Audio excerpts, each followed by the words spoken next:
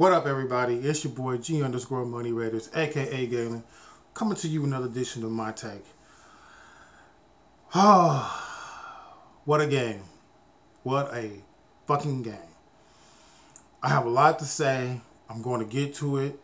So first and foremost, I want to say thank everybody for liking and subscribing to my videos and always tuning into my channel and commenting on everything. I'm still trying to get to 500 and I'm slowly but surely working my way up there, and I want to thank everybody for doing so. Appreciate everybody.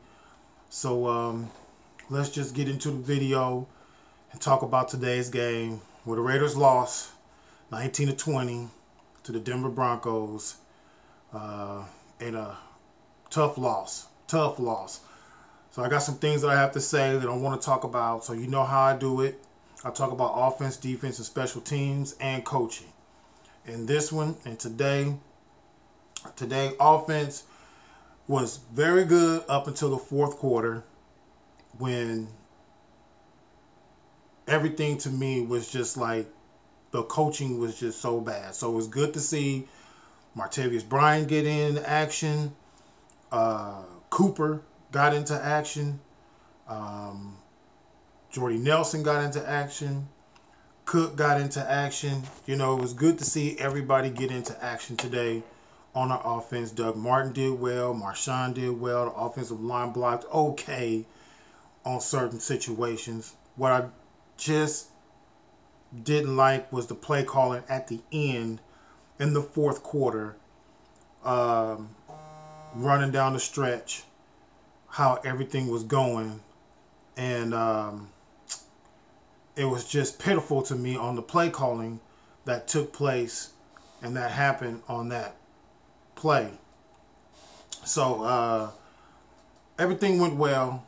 Like I said, in that offensive last play calling, how everything went down. What I didn't like was on the final drive that we had, I didn't like the fact that John Gruden and the guys, here you were in 4-down territory, and first down you run the ball with Marshawn, and second down you run the ball again. And to me, on that point in second down, you should have went for the play action, because Denver already knew you was going to run the ball to try to run the clock out, because you only had a certain amount of time left.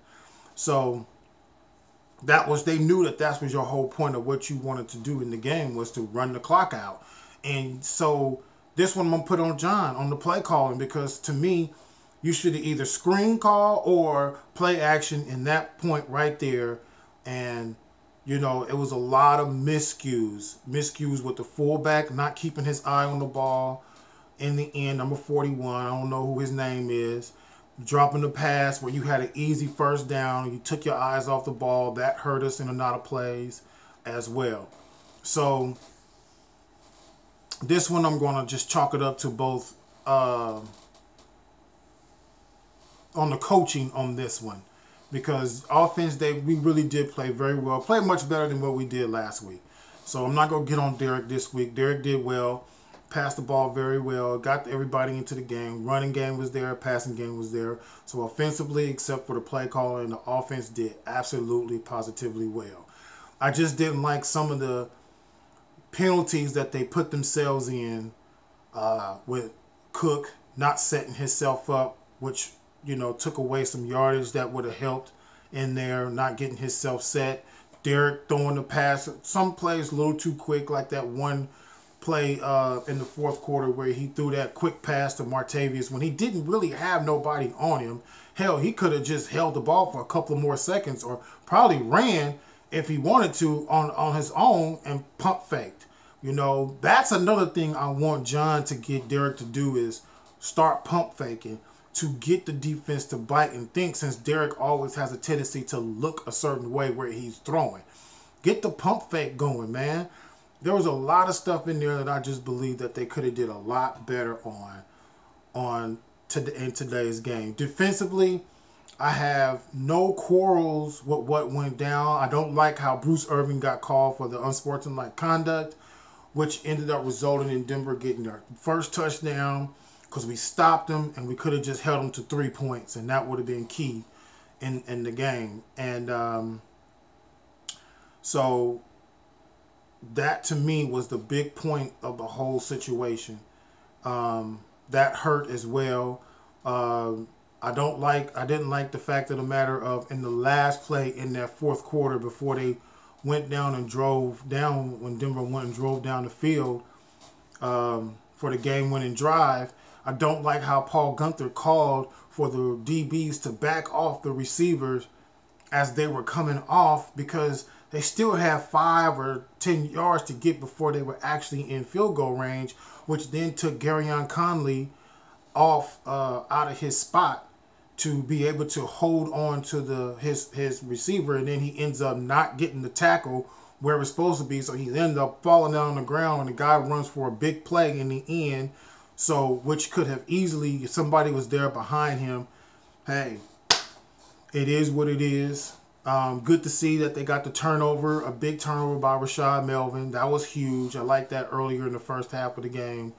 But I still didn't see enough pressure put on Case Keenum in that situation that I really wanted to see. I mean, I seen some pressure, don't get me wrong, but I didn't see enough to the point where some of that stuff was just like lousy tackling and everybody losing their footing.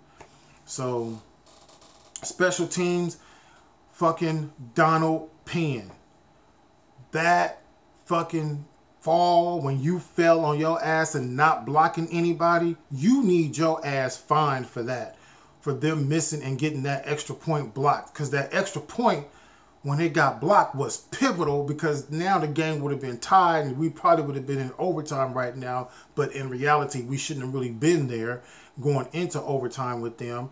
So the point that I'm making in this is special teams hurt us in the end by Donald Penn. And Donald Penn had 2 plays in which he got knocked on his ass early, which Von Miller ended up getting a sack on, and then he ends up falling on his fucking face on the fucking play. So you got, I'm pissed right now, so you have to excuse me, on the play where he falls on his face in the special teams to block his man so the man couldn't get in. The man comes in and blocks the extra point, and it's like, what the heck is going on here? So I don't understand this. So to boil down to it, I'm going to blame coaching on this game, because like I said earlier, one, John Gruden in the last drive with the offense having the ball, not the end, but the where they could at least ran the clock out. I'm very, very pissed at the fact that your play calling on those downs was like really, really, really pivotal to me. I mean, I just don't freaking get it. How you go for on 4th down on one play and then you don't get it on 4th down because the fullback, you want to pass it to the fullback and the fullback fucking drops the ball, and you got the fucking lineman who's playing the tight end open up top, and Carr passes so fast as opposed to trying to look up and then do his progressions. That's the other thing with Carr that I don't like, that nobody's really talking about. And to me is he keys on who he wants to pass the ball to. Not key on him as looking, meaning if I see this open, boom, I'm just going to throw it to him. I'm not going to look up or look right. That's what he doesn't do. And I was glad to see him back under center, because if you watched my last video, you saw that he was back under center, and he played much better when he was back under center getting the ball. So today's game, like I said, was on coaching. I'm going to blame coaching, and in the end, during that last drive that Denver had, we couldn't get the 3 and out that we needed on defense. Paul Guenther, I'm going to blame this on you for dropping your DBs back on that last play, for him to turn around and let the receivers sit up there and get that big play in the end to get in field goal range to kick the game-winning field goal. So I'm going to give him kudos. We 0-2 now. Like I said, I understand everybody got to understand that this is a rebuilding manner. This is the NFL. Any given Sunday, a team can pop up and do well and not do well. So we have to take our lumps. We're at the bottom of the division now. The only winless AFC West team, 0-2. Big loss, because not only is it a AFC opponent, but it's a divisional AFC opponent. So we got to go back now to Oakland and make sure we make that game up. because that's pivotal. Like I said earlier in my video, my last preview video, I said we got to stop the run, and that's the big thing. And like I said, man, with them being up there in that mile-high thin air, it was going to be tough for them because the fact of the matter of it is that air is thin. And if you looked at our defense in the end, them guys was wailing and breathing hard and not even getting to Case Keenum, where Case Keenum in the end was sitting back there being able to throw the ball to whomever he needed to throw the ball to. So I'm going to blame this particular game on that last drive that the Raiders could have at least got 3 points on had they did their drive right, or at least ran the clock out, because all they needed was 2 first downs in the end to really pretty much when Denver had 2 timeouts. Now, there are some other things that I saw in there, and you guys let me know in the comment section. Is it me, or when they called that pass interference on the Denver player and then on Amari Cooper, the defender had already hit Cooper before Cooper moved his hand out of the way, so it should have just been defensive pass interference, illegal contact down the field already. So that's a 5-yard penalty and an automatic first down, or pass interference. How do you call, and I'm trying to understand, how do you call pass interference on both people when the defensive did his pass interference first? I mean, I'm not understanding that. And then when you call that, then you put 30 fucking seconds back on the clock. How do you put 30 seconds back on the clock for a play that only took maybe 10? So the clock was down to 3:15, and they put the clock back up to 3:45. If you don't believe me, go back and watch that. I did not understand that. The other play I don't understand is Case Keenum's knee was down before he crossed the line. I understand that they couldn't tell. They didn't have the right football angle or whatever it is to see it. But when they had that back angle, and I'm hoping that my boy Sanjit T, man, you find that footage and you see where Keenum's knee was down before he crossed that line, but they actually gave him the touchdown on that play. Because I don't know what went down. I don't know what's going on, but that right there was pivotal. So the block extra point, pivotal. The back offensive calling on the drive before, where we could have at least gotten to field goal range, or at least pinned Denver a little more deeper than what they were.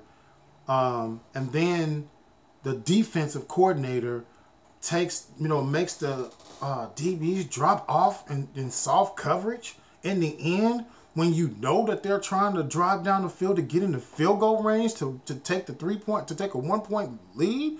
I don't get that. Back when, like I said, I'm putting this game on the coaching. Plain and simple. Putting it on coaching, and that's it. Like I said, I'm not blaming Carr on this one. Carr did everything that I wanted to in my preview video. He was back under center. He got the ball to Marshawn. He got the ball to Cooper. He got the ball to Nelson. He got the ball to Cook. Even got the ball to Seth Roberts on a touchdown. Everything from that point was all gravy and great. He was doing great. Quarterback rating was great. I think he had like a 10-yard passing. You know, it was shorter in the beginning because he was throwing those quick hitches in the beginning.